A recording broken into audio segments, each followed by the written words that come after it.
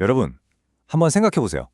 우리는 인공지능이 위험을 미리 알려주고 정말 촘촘한 법이 우리를 보호해주는 그런 시대에 살고 있습니다. 그런데 왜 뉴스에서는 여전히 끔찍한 사고 소식이 끊이지 않는 걸까요? 혹시 우리가 이룬 이 엄청난 발전이 오히려 우리가 몰랐던 새로운 위험을 만들어내고 있는 건 아닐까요? 오늘 바로 이 모순에 대해서 한번 깊게 파고 들어가 보려고 합니다. 자, 화면에 보이는 이 숫자 600. 이게 뭘 의미하는 숫자일까요? 이게 바로 우리나라 건설 현장에서 한 해 동안 안타깝게 목숨을 잃는 노동자의 수입니다. 정말 많은 노력을 하고 있다고 하는데도 이 슬픈 숫자는 몇 년째 좀처럼 줄어들지 않고 있습니다. 그러니까요. 이게 바로 오늘 우리가 풀어야 할 가장 큰 질문입니다. 우리 손에는 그 어느 때보다 더 똑똑한 기술과 더 강력한 법이 있는데 왜 현장의 비극은 멈추질 않는 걸까요? 바로 이 안전의 역설이라는 거대한 수수께끼를 지금부터 함께 풀어가 보겠습니다. 이 미스터리를 풀 첫 번째 열쇠는요, 독일의 한 유명한 사회학자에게서 찾을 수 있습니다. 바로 울리리히 백이라는 사람인데요. 그는 이런 주장을 했어요. 우리가 이룩한 진보가 그 자체로 새로운 종류의 위험을 만들어낸다고요. 이게 무슨 말인지 한번 자세히 들여다보죠. 자, 이 그림을 보시면 한눈에 이해가 되실 겁니다. 왼쪽이 과거의 고전 산업사회예요. 이때의 가장 큰 숙제는 뭐였을까요? 바로 어떻게 하면 이 부를 공평하게 나눌까? 즉, 부의 분배 문제였죠. 그런데 오른쪽, 우리가 사는 현대 위험사회는 완전히 다릅니다. 이제 사회의 가장 큰 고민은 우리가 만들어낸 이 위험들을 어떻게 피하고 관리하고 또 누가 책임질 것인가? 바로 위험의 분배 문제가 된 겁니다. 사회의 중심축이 완전히 이동해버린 거죠. 울리히백은 이 새로운 위험에 아주 재밌는 이름을 붙였습니다. 바로 제조된 위험. 말 그대로 우리가 직접 만들어낸 위험이란 뜻이죠. 이건 예전처럼 태풍이 불거나 지진이 나는 그런 자연재해가 아닙니다. 오히려 우리가 더 편하고 더 잘 살려고 만든 원자력 발전소나 화학공장, 그리고 아주 복잡한 건설 기술 같은 것들, 바로 우리 시스템 그 자체에서 태어나는 새로운 종류의 위험인 거죠. 그러다 보니까요, 우리 마음속 가장 깊은 곳에 있는 불안의 종류도 달라졌습니다. 과거 사회의 가장 큰 불안이 나는 배고프다는 어떤 결핍의 문제였다면 지금 우리 사회의 불안은 나는 두렵다는 공포의 문제입니다. 사회의 패러다임이 생존에서 안전으로, 결핍에서 불안으로 완전히 넘어온 겁니다.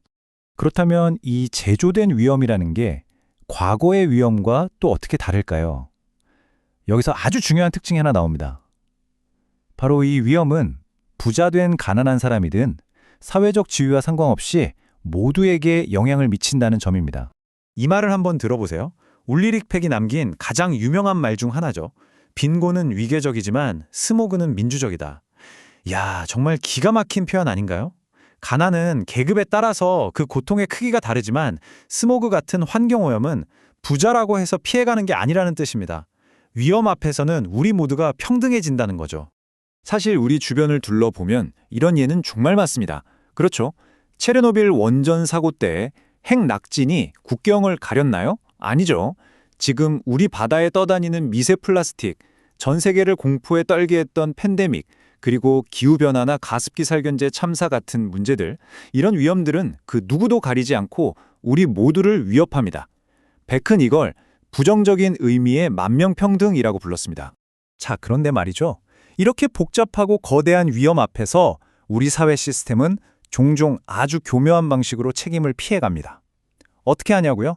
이 모든 실패의 원인을 단 한 사람, 개인의 탓으로 돌려버리는 거죠. 이 도미노 그림을 보시면 그 상황이 딱 이해가 되실 겁니다. 여러 가지 불완전한 요인들이 쌓여서 이제 막 사고라는 마지막 도미노가 넘어지려고 해요. 그런데 바로 그 순간 거대한 손, 즉 시스템이 나타나서 중간에 똥 막아버립니다. 그리고는 맨 앞에 있는 개인의 실수, 그 도미노 하나만 콕 집어서 비난하는 거죠. 이렇게 되면 문제의 근본적인 원인까지 이어지는 책임의 연결고리가 완전히 끊어져 버립니다.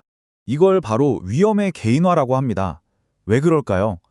사실 시스템 전체의 문제를 고치려면 돈도, 시간도, 노력도 엄청나게 들거든요. 그러니까 슬그머니 이건 그냥 한 사람의 실수였을 뿐이라고 문제를 축소시키고 덮어버리는 게 훨씬 편한 겁니다. 거대한 시스템의 실패가 한순간에 개인의 부주의로 둔갑하는 거죠. 이건 그냥 이론이 아닙니다. 실제 사례를 한번 볼까요? 광주 아이파크 붕괴 사고. 그 배경에는 공사기간을 무리하게 단축시키려는 공법, 영하의 날씨에 콘크리트를 굳히려 한 그런 구조적인 문제들이 분명히 있었습니다.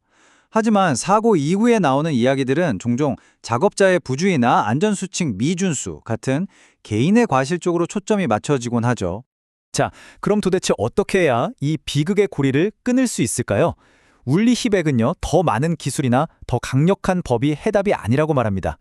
우리의 생각, 그 자체를 바꿔야 한다는 거죠. 그가 제시한 해법이 바로 성찰적 근대화입니다. 말이 조금 어렵죠?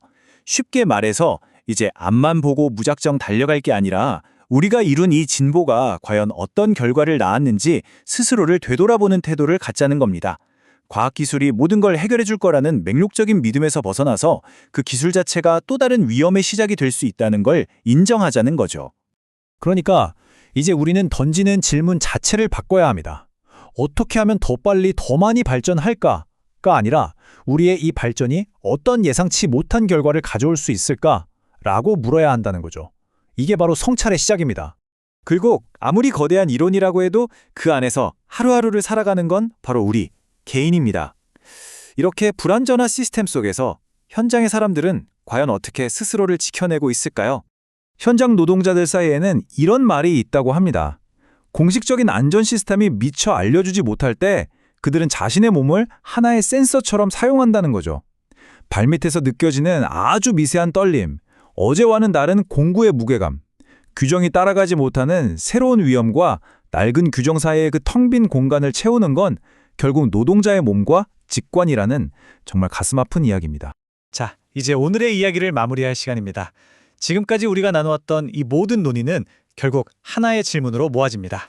우리를 지키기 위해서 만든 그 수많은 첨단 안전 시스템들이 결국 제 역할을 하지 못하고 멈춰섰을 때 우리를 지켜줄 마지막 방어선은 과연 무엇일까요? 어쩌면 그 답은 가장 최첨단의 기술이 아니라 가장 원초적인 우리 몸의 감각, 그리고 서로를 향한 그 성찰적인 태도에 있는지도 모르겠습니다.